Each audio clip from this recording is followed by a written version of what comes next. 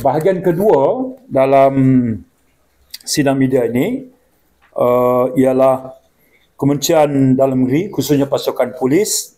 Kita mengambil maklum tentang kes yang merujuk kepada laporan polis air tawar pada jam 3.34 pagi bertarikh 10 Januari pagi tadilah ya.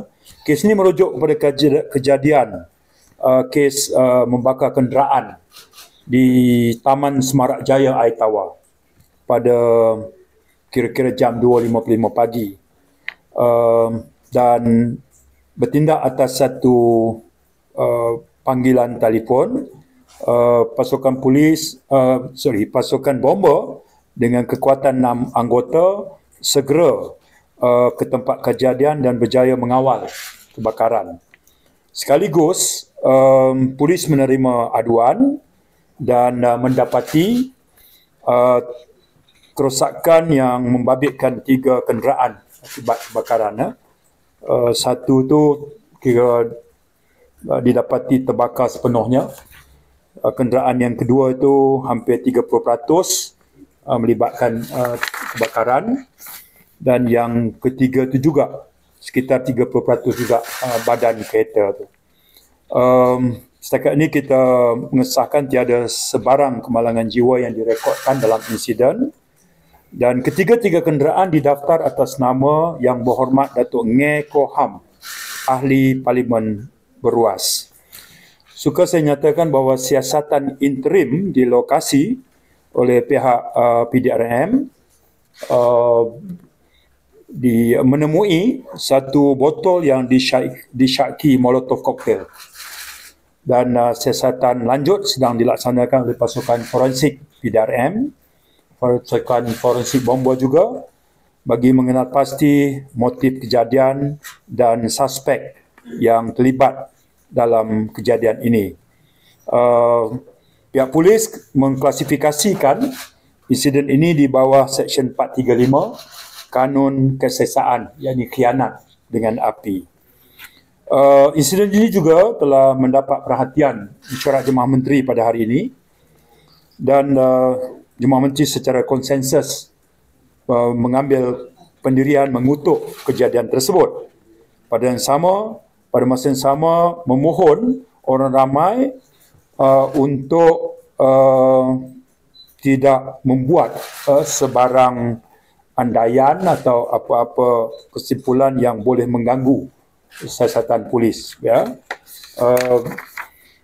Pihak KDN, khususnya pasukan polis, kita akan mengulangi bahawa tugas hakiki pasukan polis adalah melaksanakan tugas untuk ke arah jaminan keselamatan awam, keamanan dan ketenteraman di kalangan rakyat. Ini tugas hakiki yang kita takkan kompromis. Oleh itu, sesuai dengan tugas ini, pihak polis mengambil ruang ini untuk mengingatkan bahawa tindakan melulu tanpa mempertimbangkan lunas undang-undang adalah merupakan satu kesalahan serius yang boleh membawa kepada hukuman berat. Ya. Sementara pihak polis memberi jaminan kepada rakyat di luar sana untuk bertenang dan memberi ruang kepada polis menjalankan siasatan, mengenal pasti punca, mengenal pasti motif dan mengesan suspek. Kita mengulangi bahawa jaminan keselamatan di kalangan rakyat adalah terjamin, kerana ini adalah komitmen nombor 1 di dalam pasukan polis. Menko Ham tadi mengandaikan bahawa ada komfort ataupun akibat api-api. Jadi beliau sendiri telah meneruskan persepsi rakyat. Ya, kita faham sebab dia adalah victims. Okay? Tapi dari segi pasukan polis, kita kata tugas untuk establish motif, mengesan suspek, mencari semua punca, sudah pun bermula, dan kita pada masa yang sama mengulangi jaminan kepada masyarakat sana, jangan ada pihak-pihak yang mengambil tindakan melampaui lunas undang-undang. Okey? Jadi pendirian polis begitu dulu sehingga siasatan berjalan sehingga ke akhirnya. Saya percaya masyarakat boleh meletakkan keyakinan tinggi terhadap tahap keupayaan profesional pasukan polis dengan keupayaan yang ada. Jadi kami akan kekal dengan pendirian begitu dulu, menggesa untuk rakyat bertenang bahawa jaminan keselamatan negara adalah keutamaan pasukan polis. Dr. Sri, ada pihak mengaitkan kes tersebut dengan pandangan rakyat tadi tentang kuasa khas pasal hukuman syariah. Ya, saya sebutkan bahawa kenyataan itu telah pun dikeluarkan. Penjelasan di pihak kerajaan juga telah diberikan, termasuklah oleh Perdana Menteri.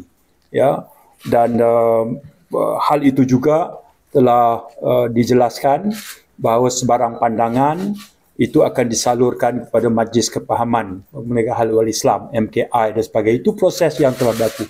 Apakah kenyataan itu yang memancing ataupun trigger hal ini? Saya fikir buat masa sekarang pihak polis akan menumpukan pada semua punca dan sebab musabab. Ya, saya fikir kita tak zoom in kepada itu satu-satunya. Letak situ dulu. Okey, nama pun siasatan. Ya, pihak polis harus berlaku adil dan bersikap profesional. Tengok semua sudut, semua angle. Tetapi berdasarkan siasatan awal, molotov koktail yang dilemparkan di rumah tu adakah dilakukan oleh profesional ataupun macam mana daripada siasatan awal polis? Itu Suhaili. Buat masa ni pihak bomber pun berada di tempat kejadian untuk menentukan elemen ataupun ingredient di dalam molotov koktail itu. Pihak kami juga telah mengambil bahan bukti itu untuk dihantar kepada pihak forensik. So selagi kita tidak mendapat elemen ataupun ingredient dalam bahan tersebut, kita tidak boleh memberitahu sama adanya satu buatan orang profesional ataupun orang-orang biasa. Soalan lain? Maksudnya untuk detail tu dengan skala macam tu, berapa banyak molotov koktail sebenarnya? Daripada tempat kejadian kita dapat satu. Soalan lain? Lain boleh tu sih. Boleh. Habis dah yang ni? Okey. Boleh. Silakan. Susulan Kementerian untuk Menjaga Agensi juga Kawalan Sebenar Negara dengan gabungan 20 agensi.